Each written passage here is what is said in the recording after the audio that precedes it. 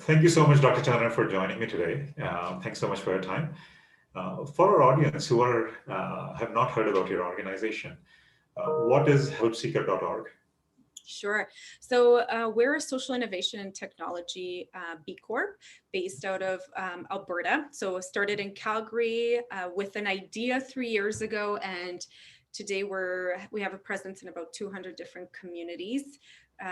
And our work is really to do with improving access and effectiveness of Canada's social safety net. Produce solutions that are driven by technology, but not necessarily limited to ways to improve those social outcomes for people that might be experiencing life's difficulties, be that mental health or addictions, homelessness, housing affordability, domestic violence, poverty, etc.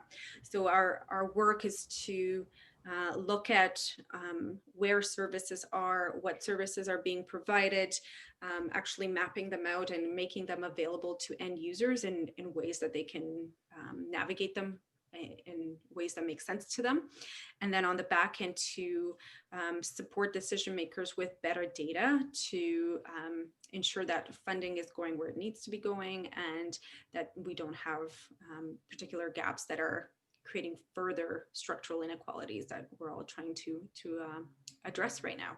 So that's us in really, really broad strokes.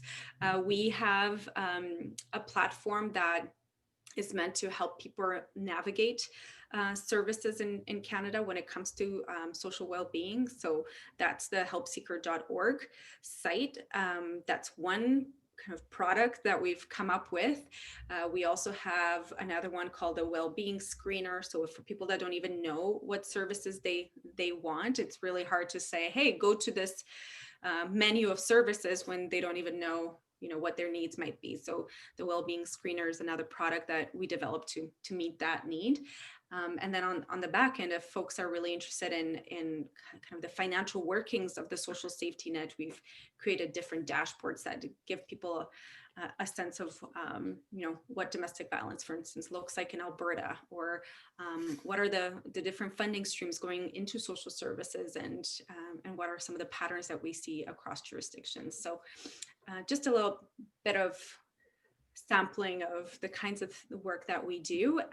We are also really active when it comes to community development. So we like to work from the bottom up. We don't like to parachute into a community. We build relationships at the service delivery levels, government, etc. And we try to understand what are the pain points in this particular community, because Canada's a big place and it's not the same. So you need to really understand the local dynamics if you're going to be useful for that community's challenges. So that's been another big learning for us, and something that makes this more of a hands-on approach versus just kind of rolling out a technology and just expecting people to like, oh well, now we're digitized. No, it doesn't work that way. There's quite a bit involved in systems change, and yet that's exactly what makes it very fun and creative space to be right now.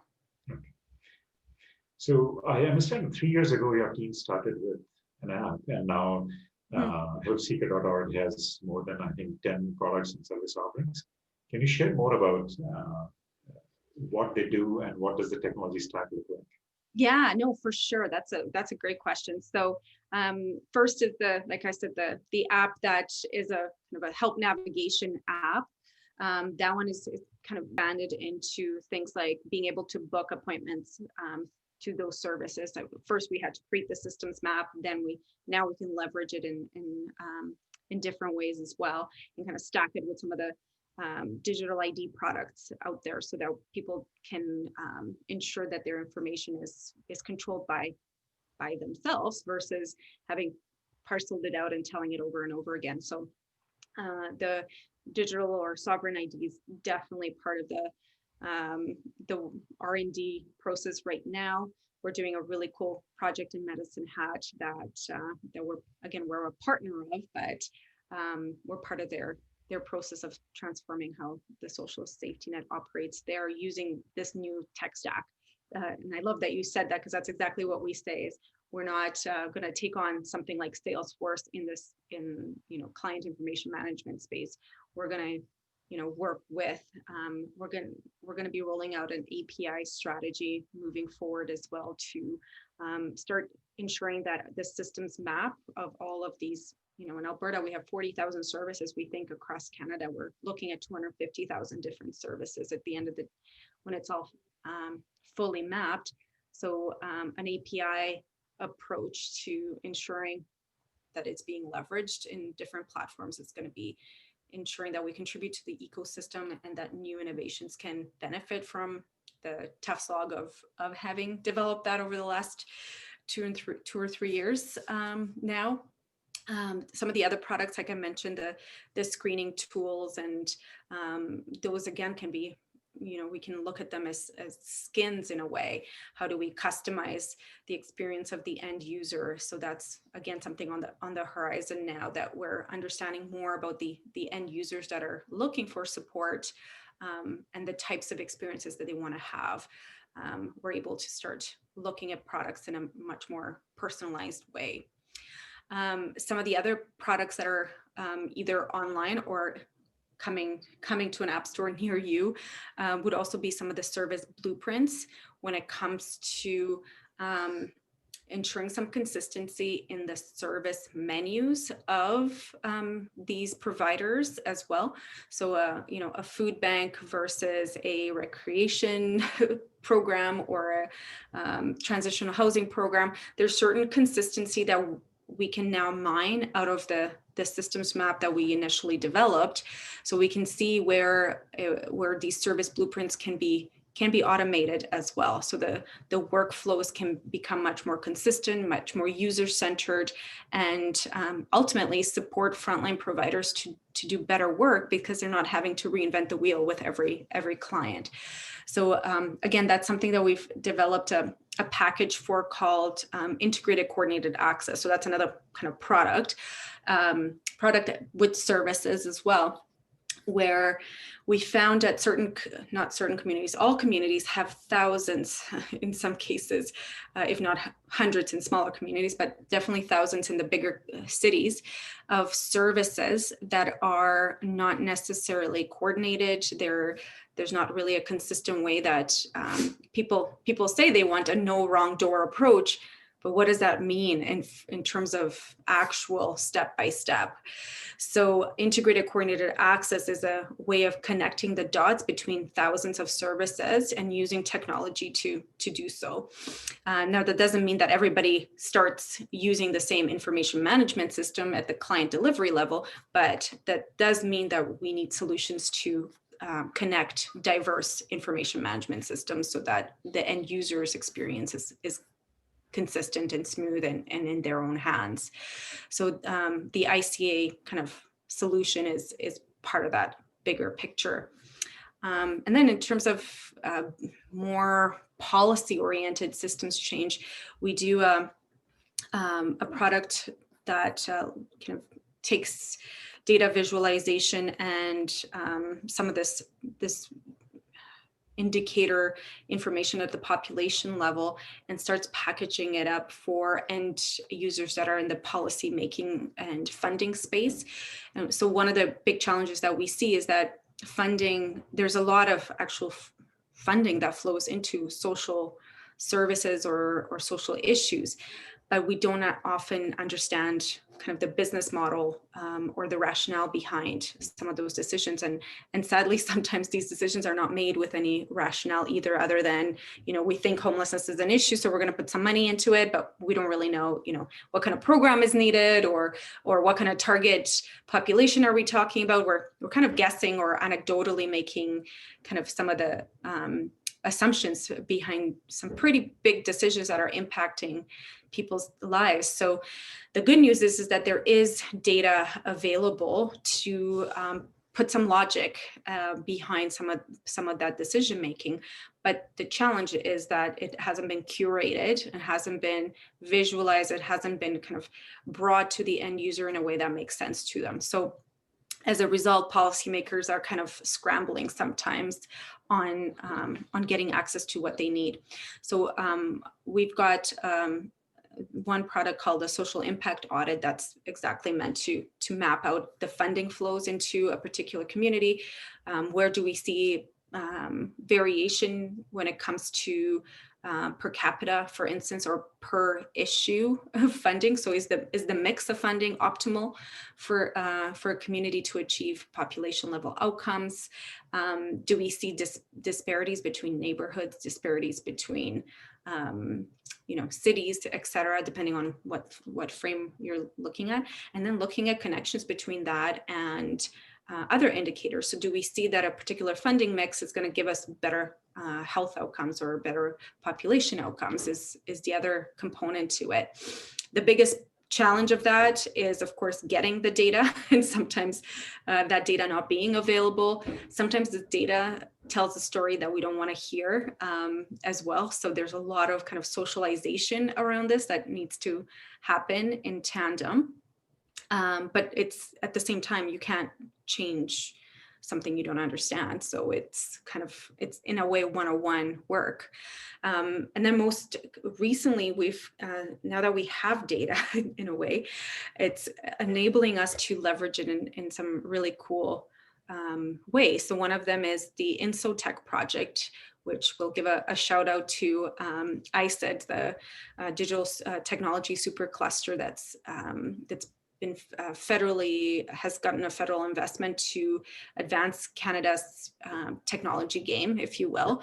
And I think we're like the kind of the B Corp, the only B Corp. I might be wrong about that, but we certainly, feel really, really lucky to be in the presence of some pretty cool companies that are, super competitive in the private sector. And here we are like working on social issues. But the cool part is that it's enabling us to be part of this network of innovative companies in Canada that are pushing the needle in ways that are in some ways unique to Canada. And our project as part of that has come on during COVID, and it's to help Canada's social recovery from COVID and to ready us for future waves. And our angle has been, we have the data pipeline kind of sketched out. We can actually leverage machine learning and start mining it and look at ways of predicting some of these social challenges in the context of COVID. But of course, with machine learning, you're constantly kind of making better and better predictions. And so we partnered with Alta ML, which is another Alberta-based AI machine learning shop, and are in the process right now of developing the model for predicting homelessness, suicide, and domestic violence in the context of COVID. So we knew it was possible from like our earlier prototyping work. So we knew we had something, but we also knew we were limited by our human kind of limitations, if you will. So we knew we needed to leverage machine learning at that point. And now that we have this systems map of all of these services and interactions with these services, that's another input that just didn't exist before. So it's enabling us to not just say, what's likely to happen, but also what do we do about it as well. So that's kind of the holy grail of everything I've ever hoped for in my research career. So, where I think it's exciting to go next is actually making things that are going to make the user experience that much smoother, because that's how we can ultimately get the best value at that kind of frontline and user interaction. Like, to me, that's just a sacred place where the magic happens.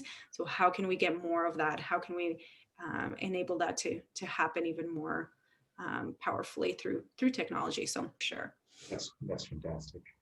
So social issues, be it homelessness, addiction, and domestic violence, and now pandemic control, is always traditionally believed to sit in government's portfolio. How can technology and private sector handle it in a more kind of more potent way, or can help resolve these social issues? Yeah, well, I think it's social issues are just like the name. their society issues. So I don't think any one sector has a particular monopoly over those challenges. Now it's interesting because I come from the charity and academic sector, so that's what I know. This is kind of my first time where I've actually run kind of founded and chose to keep it out of the charitable kind of sector. And that's because I wanted it to be extremely nimble. And having worked in kind of NGO, on the NGO side, there's certain things that are really valuable to that model. They just didn't work for what we were trying to do. So when it comes to private sector, I think there's just something about being okay with being disruptive. Being disruptive is an advantage, not a disadvantage. And something new is an opportunity, not something to get blocked. So I know that kind of sounds weird to say, but I just find that there's a lot more freedom to test things without the same kind of regulatory or like justification burden on people that want to be in that space. Not everybody needs to do that. Like you can't have everybody being creative and disruptive and not doing the groundwork of the system. But at the same time, like for us and where we wanted to be in the ecosystem, we just saw that gap, and we felt that kind of being more on the private sector side would allow us. And we also said, we need to be competitive in the private sector because we need to bring the best to social issues. So if we're just a second-rate private sector company that actually, it's just like, oh yeah, this charitable sector gets the leftovers. Like that's not good enough.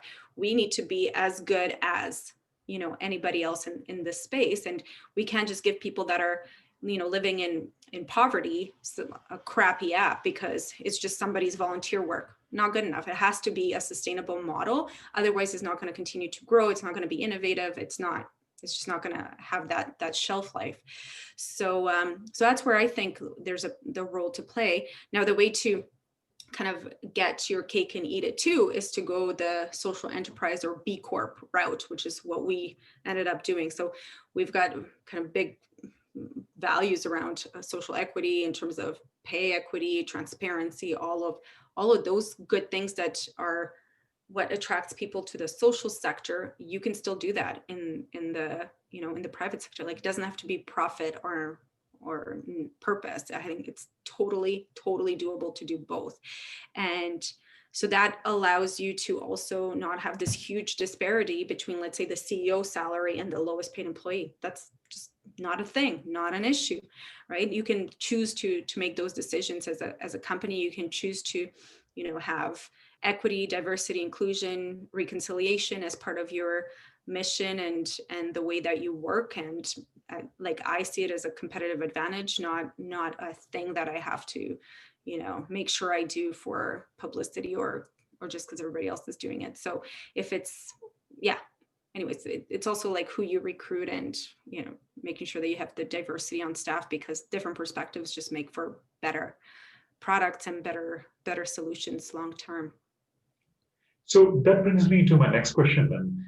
Is the technology sector and the private sector, for-profit sector, ready to take on these challenges, especially in Canada? Because what we've seen is in times like today, we saw the public system getting overwhelmed very, very quickly across the globe.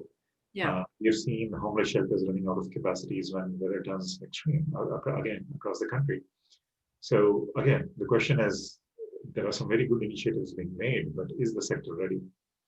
Yeah, it's a really good question. We tend to work with the early adapters for exactly that reason. It's a really tough slog to sell new ideas to folks that are not willing to. Like it's like, I'm not buying what you're selling. Like it's like not happening. So, but the good news is that there are folks that are willing to or see that. We are in the fourth industrial revolution. When you say that, they know what you're talking about. Like that's a big thing. It's like it's not a readiness thing. It's like an awareness problem sometimes. Like people don't even realize that this is happening. So I think even movies like The Social Dilemma have been really useful, because you're like, we have to pay attention to this, guys. Like I know we're in the social sector, but technology is a big deal.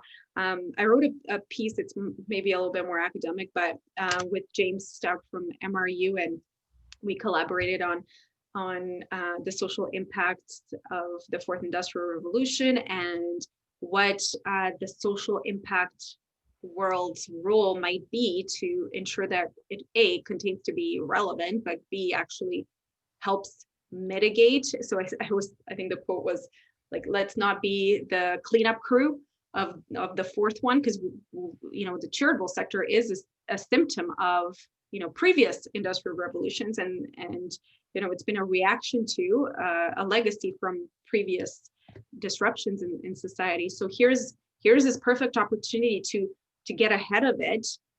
In some ways, I think we're already behind the eight ball, because clearly, but it's, yeah, that's the big thing, is like, do you have enough early adapters to tip the needle in this direction? At the same time, that's also our role, is to, like, how do we grow the ecosystem? How do we connect with similar game changers that are out there?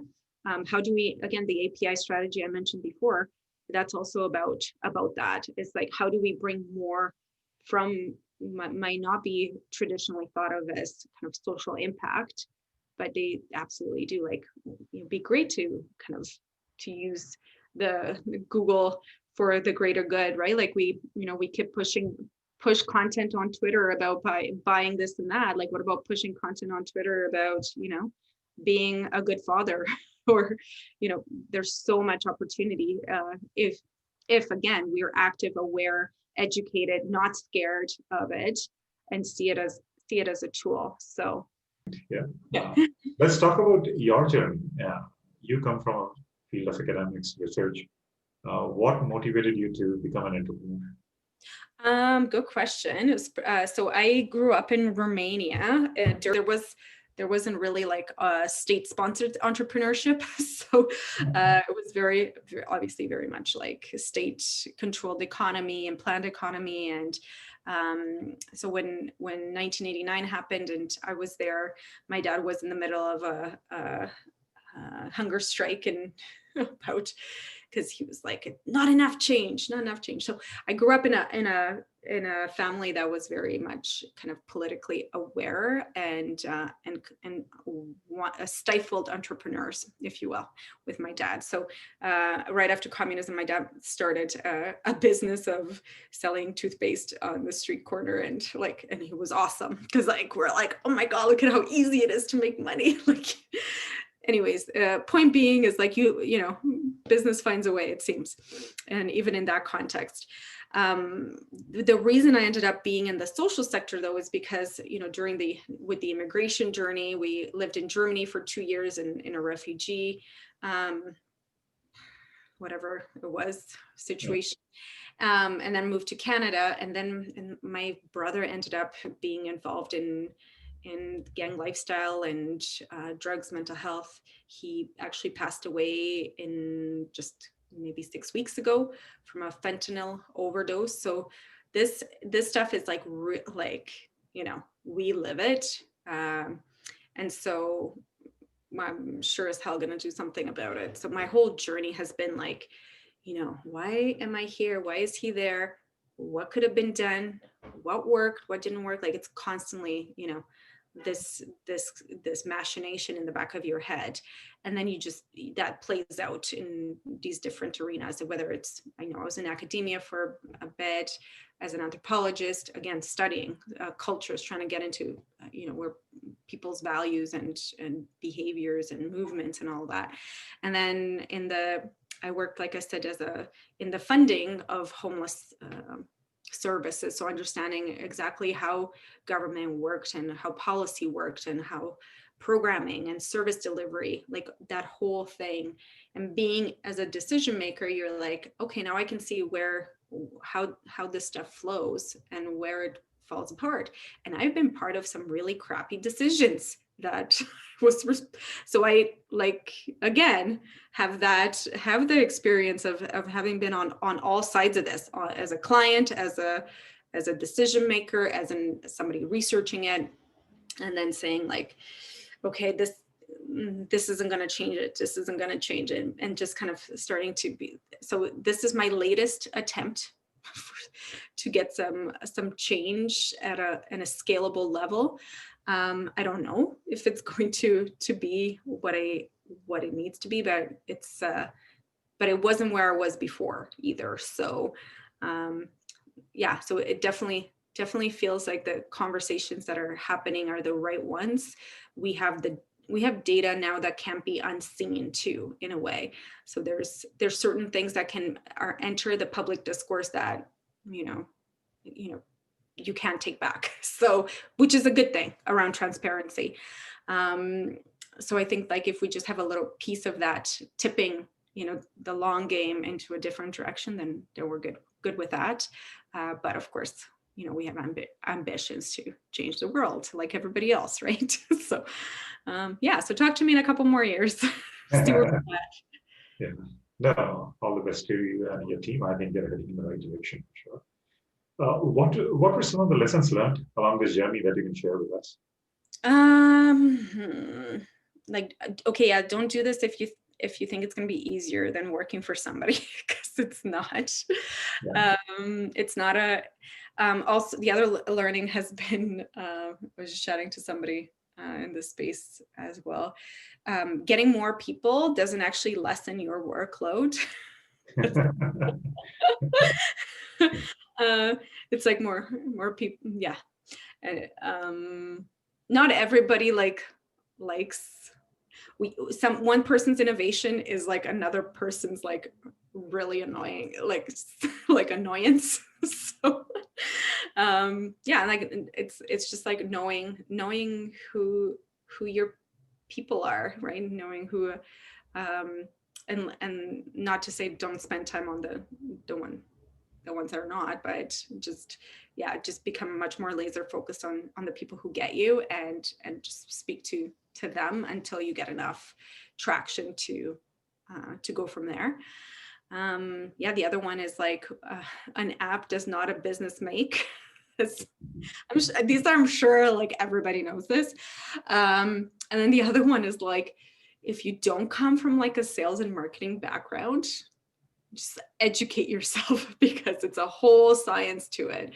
And again, just because you think you know what it is as a consumer doesn't mean like you understand the kind of bolts to it.